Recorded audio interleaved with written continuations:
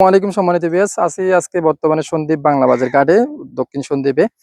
এই ঘাটের আজকে প্রাকৃতিক অপরূপ সৌন্দর্য নিদর্শন নিয়ে আপনার সাথে কিছু কথাবার্তা বলবো। লাইভে ফার্স্ট টাইম আসছি এই ঘাটে। খুবই সুন্দর একটা পরিবেশ দেখলাম। সন্দ্বীপের মধ্যে মাছের ঘাটের মধ্যে এটি বড় অন্যতম একটি বড় ঘাট।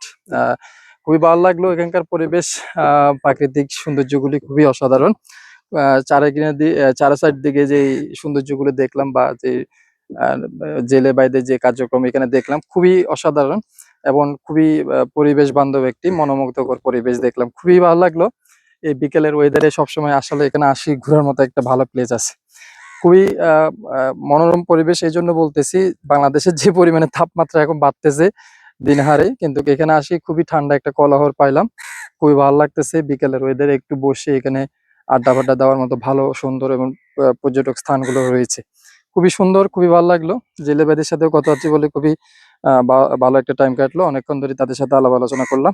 খুবই ভালো লাগলো। তাদের এখন মোটামুটি তাদের যে ইলিশ মাছের সিজন আসতেছে, তাদের দীর্ঘদিন যাবত তো নদীতে জাল পালানো বন্ধ ছিল, তাদেরও কার্যক্রম শুরু হয়ে গেল দেখলাম। তারা যে জাল নিয়ে খুবই ব্যস্ত সবাই।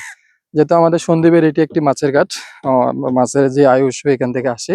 এখানে আসলে এই ঘাটের অন্যতম একটি বড় ঘাট মাছের মধ্যে। কিন্তু যেহেতু আমাদের বঙ্গোপসাগরের পাশে এই ঘাটটি, খুবই সুন্দর একটা পরিবেশ দেখলাম। চারিদিকে খুবই সবুজ আর সবুজ, খুবই অসাধারণ একটা প্লেস। খুবই ভালো লাগলো। সো ভিউয়ার্স, ভিডিওটি যদি ভালো লেগে থাকে লাইক কমেন্ট শেয়ার দিয়ে আমাদের পাশে থাকুন। সবাই ভালো থাকুন, সুস্থ থাকুন। আসসালামু আলাইকুম রহমতুল্লাহ।